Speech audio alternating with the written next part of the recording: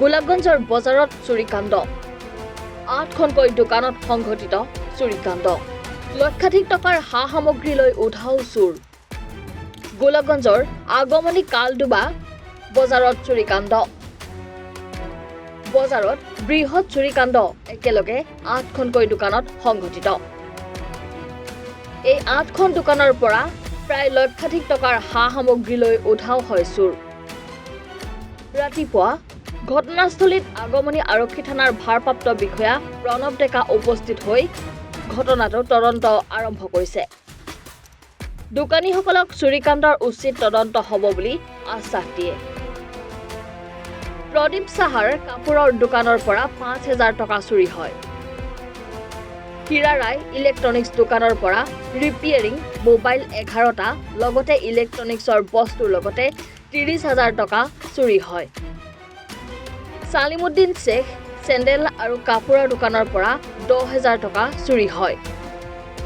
Doctor Hussain Ali homeopathic ঔষধৰ দোকানৰ পৰা 2,500 টকা চুৰি হৈছে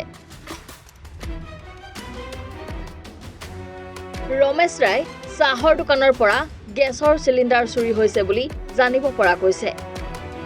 এই চুৰিকাণ্ডৰ উচিত তদন্ত বিচাৰিছে দোকানীসকলৰ লগতে সাধাৰণ ৰাইজে আজি যোৱাকালি ৰাতি কালডোবা বজাৰত এটা বৃহৎ ঘটনা ঘটি গ'ল এইটো এটা ইতিহাসবিহীন ঘটনা যে একেলগে 9খন দোকানত ডকাতি হৈছে কালডোবা বজাৰত আমাৰ ডিউটি থকা অৱস্থাত 9খন দোকান ডকাতি হ'ল আৰু লক্ষ লক্ষ টাকাৰ কেছ টকাৰ লগতে সা সামগ্ৰী লৈ গৈছে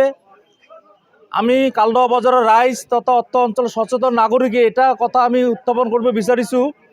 আমাৰ লোকাল থানাৰ আইসি মহোদয়ক ডেকা ছাৰক আমি অনুৰোধ জনাইছোঁ যে এই ঘটনাৰ এটা বৃহৎ ডাঙৰ তদন্ত হ'ব লাগে যেহেতু আমাৰ ডিউটি কালডোবা বজাৰত ডিউটি থকা অৱস্থাত আমাৰ ইমান ডাঙৰ এটা ঘটনা ঘটি গ'ল আৰু ইয়াত যদি বহুত ডাঙৰ ঘটনা ঘটিব পাৰিলেহেঁতেন এইকাৰণে আমি ৰাইজে এটা আমি আবেদন জনাইছোঁ আমাৰ অচি মহোদয়ক সিহঁতে নিজে আহি তদন্ত কৰি চালে আমাৰ ডিউটি থকা অৱস্থাত এই ঘটনাটো কেনেকৈ ঘটিব পাৰে তাৰে আমি এটা উচিত তদন্ত বিচাৰি আমাৰ কালডোবা বজাৰত আমি প্ৰশাসনক অনুৰোধ জনাইছোঁ যে গোটেই কালডোবা বজাৰখনত আমাৰ CC কেমেৰাৰ ব্যৱস্থা কৰিব লাগে আৰু ইয়াত উচিত তদন্ত কৰি আমাৰ যিবিলাক ভুক্তভোগী ৰাইজ আছে আৰু আমাৰ দোকানদাৰবিলাক আছে সিহঁতৰ এটা উচিত তদন্ত বিচাৰি আমি এটা গোটেই ৰাইজে এটা আবেদন বিচাৰিছোঁ চাওক আজি ফেব্ৰুৱাৰী 23 তাৰিখ যোৱাকালি ৰাতি কালডোবা বজাৰত আমাৰ কুটি কালডোবা পাৰ্ট 2 যিখন মানে আগমনিৰ সমীপতে হয় এতিয়া চাওক এইখন বজাৰত মাজে মাজে চুৰিকাণ্ড এনেকুৱা হৈয়ে থাকে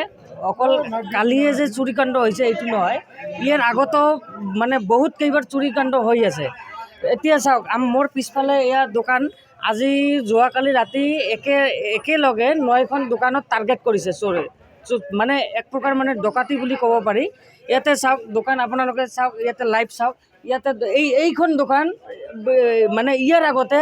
আৰু মোটামুটি 3 বছৰমান আগতে আৰু এবাৰ চোৰ গৈছে গতিকে এনেকৈ আমাৰ কালডোবা বজাৰত বা আগমনী অঞ্চলত চকীদাৰ ইয়াতে বজাৰত মানে নাইট গাৰ্ডটো আছে নাইট ডিউটি আছে কিন্তু নাইট গাৰ্ডত পইচা দিয়া হয় ৰেগুলাৰ পইচা দিয়ে ৰেগুলাৰ মানে ইহঁতে মান্থলি চিষ্টেম পইচাটো লয় মানে পইচা দিয়াৰ পিছতো এনেকুৱা ঘটনা মাজে মাজে ঘটি থাকে ইয়াতে ধৰি লওক আমাৰতো ইলেক্ট্ৰনিক্স মানে মোৰ ভাইটি দোকান কৰে মোৰ ভাইটি ইলেক্ট্ৰনিক্স দোকান এতিয়া চাওক মানে ইলেক্ট্ৰনিক্স মানে ডাঙৰ পাৰ্টছবিলাক লৈছে আৰু এতিয়া চাওক মানে মোবাইল গৈছে মোটামুটি 11টা মোবাইল বেলেগে এণ্ড্ৰইড মোবাইল ভাল কৰিব দিছে এণ্ড্ৰইড মোবাইল মোটামুটি 11টা গৈছে আৰু লগতে কেছত যে এটা 2 টকা ৰাখিব 2 টকাও ৰখা নাই গোটেইখিনি কেছ লৈ গৈছে এতিয়া আমি অনুমানিক এটা থুলমূল দিছোঁ ধাৰণা যে আমাৰ ইলেক্ট্ৰনিক্স বস্তু কিছু পাৰ্টছ গৈছে আৰু কিছুমান আমাৰ ইলেক্ট্ৰনিক্স বস্তু যিবোৰ মানে নতুন বস্তু গৈছে আৰু লগতে 11টা মানে মোবাইল গৈছে ছেকেণ্ড হেণ্ড মোবাইল বেলেগে ভাল কৰিব দিছে আৰু লগতে টকাৰ এটা থুলমূল হিচাপ দিছোঁ মোটামুটি 30,000 টকামান গৈছে মানে কেছ তাৰমানে এইটো মানে মহাজনক দিব বুলি থৈ দিছে দোকানত কিন্তু এইখিনি প্ৰশাসনক আমি আমাৰ তৰফৰ পৰা এইখিনি জনাব বিচাৰোঁ যে ইয়াৰ এই ঘটনাৰ এটা উচিত তদন্ত লাগে তদন্ত কৰি আমাক যাতে ন্যায় দিয়ে আৰু লগতে আৰু ভৱিষ্যতে যাতে এনেকুৱা ঘটনা কালদোৱা বজাৰত নাইবা আগমনী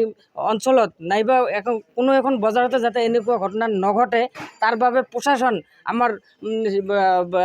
কি কয় মুখ্যমন্ত্ৰী ডক্টৰ হিমন্ত বিশ্ব শৰ্মাক আমি মানে আহ্বান কৰিছোঁ যাতে আমাৰ বজাৰত মানে যিকোনো বজাৰত এতিয়া চাওক মানুহ দুখৰ কাৰণে দোকান কৰে। আজি ইমান নিবনুৱা সমস্যা বাঢ়ি গৈছে, কিছুমান মানে নিবনুৱা ল'ৰা দোকান কৰি খাব, তথাপি মানে দোকান কৰি খাব নোৱাৰে, এই মানে চুৰি ঘটনা মাজে মাজে ঘটি থাকে। গতিকে আমি আমাৰ ৰাইজৰ ফালৰ পৰা আমাৰ মুখ্যমন্ত্ৰী ডক্টৰ হিমন্ত বিশ্ব শৰ্মাক আমি ইয়াৰে মানে আহ্বান জনাইছোঁ যাতে বজাৰত CC কেমেৰাৰ ব্যৱস্থা কৰি ৰাইজক যাতে এটা ন্যায় দিয়ে আৰু যাতে এটা ছেফটি প্ৰদান কৰে। ধন্যবাদ। গোলকগঞ্জৰ পৰা জগবন্ধু দাসৰ ৰিপৰ্ট, এনি ভাৰত 24।